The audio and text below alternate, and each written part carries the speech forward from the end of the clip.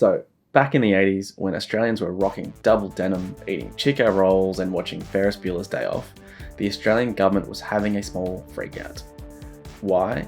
Because the population was exploding. The baby boomer generation was about 30 years of age, and the government's thinking, hey, when these guys turn 65 or 70, who is going to pay their pensions? And can we even afford it? They needed a new system, and what they came up with was, what we're using now, is superannuation. So in this video, I'm going to go over the basics of superannuation, but it is just video 1 in our superannuation series. So have a look at the links below or the playlist on our YouTube channel.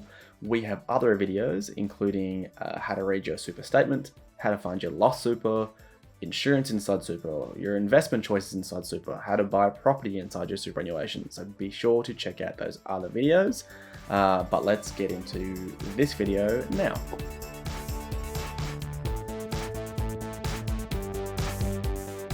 Just before I begin, a quick warning to say this is not personal advice, it is general advice only.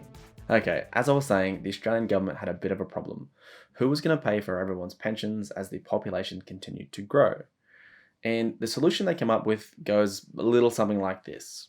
They said the Australian people, the general population, will save money to pay for their own retirement, but in return, they'll be rewarded with a really great tax zone for that money. And that's pretty much it. The Australian superannuation concept, it's about Australians saving for their own retirement inside a really great tax zone. Here is money that's being treated really well. You're not going to pay that much tax on it. You just can't touch it until you get to retirement age. Now, that might sound like you have an option. Unfortunately, if you're an employee, you don't.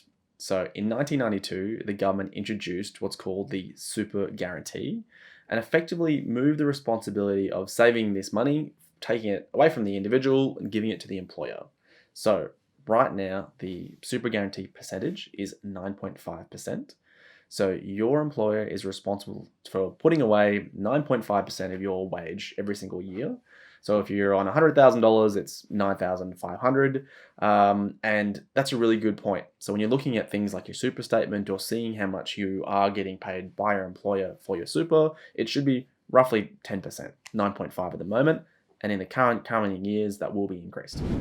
Okay, so your employer is paying your 9.5% into your superannuation. So what's the other half? What's this great tax zone that I've been talking about?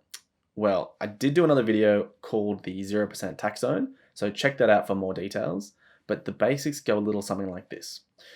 As an individual, you can pay up to 46% tax on your income as you're owning it into your own personal name. However, when you put it into superannuation, you only pay 15% while you're working. And then when you retire, it turns into a 0% tax zone effectively. So all the money that you make throughout your life goes into a pension account and you effectively don't pay tax on it. So 0% tax, that is pretty good. If you're young, like a 0% tax zone in super, and not being able to touch it until you're 65 may not sound that appealing. At some stage in your life, you will be very interested in putting extra money into superannuation. So how do you do that? It's called a super contribution, and there are two different types. You can add money in pre-tax, so much like the way that your employer puts money in, and this is called a concessional contribution. And right now we have a limit of $25,000 per person per year. Or you can put money in from your pocket. Let's say you sold a property and you're trying to get money into that better tax zone. This is after tax, and it's called a concessional contribution. And the current limits is $100,000 per person per year. There are some extra rules and some really great strategies for minimizing tax when it comes to superannuation contributions. So if you are thinking about putting extra money into super, you really should have a chat with your financial advisor, or do not be afraid to contact us. My personal email address is ckanari@whatifadvice.com.au if you do want to know more. The other great way of increasing your super balance is through super investment. And you can, inside super, you can invest in pretty much anything that you want.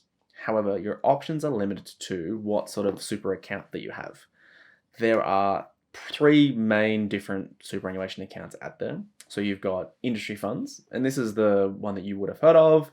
It's low costs, but low features. So you might only have 3, 4, 8, 10, a small amount of investment options. You can also have what's called an investment or a retail superannuation account. And this really opens up the scope of the amount of investment options that you could use, from hundreds to even thousands, even to direct share trading. So maybe you want to go and buy shares in Google. Maybe you want to have an ETF in gold. Ethical, sustainable investments. You can invest in things that will make you money if the market crashes. So sometimes you just want extra investment options. And the third type is a self-managed super fund. This is what opens it up to pretty much anything, like investment property, the ability to borrow. You can even pool funds, so you can have multiple people in one self-managed super fund. Okay, so we've talked about putting money into super and investing it, but what about getting money out of superannuation? What you have to do is to meet something called a condition of release. Of course, one of those is retirement, and that one's pretty straightforward, but there are other reasons or ways in which you can get money out of superannuation. If you have met your preservation age, and I've got the ages up here on the screen, but call it over the age of 60, you can take a percentage out of your super while you're still working. You can get money out of super on compassionate grounds, financial hardship. There's even a system at the moment where you can help save for your first home deposit inside super. So there are different ways in which you can get money out of super. You just have to meet a condition of release. The other thing to be aware of is there are things that will drain your super balance. So here I've just got a basic statement. So other things that will come out of your super is your admin and investment fees. This is the cost of running your fund. You can find cheaper funds, but cheaper doesn't always mean better. You've got tax. So that 15% tax we were talking about before, the government will come and take that out of your superannuation account. And the other expense here is insurance. Again, just because it costs you money doesn't mean it's bad. And I'll add another link below about insurance inside super because it is really, really important and most people do just overlook that point. Okay, so that's it. That is our basics of superannuation. I hope it's helped. If you want more general information, check out the videos below. If you want personal help, you can send me an email or have a look at our website. And you can click here if you want to see our video on how to find lost super, or click here if you want to see our video on super investment options. See you soon.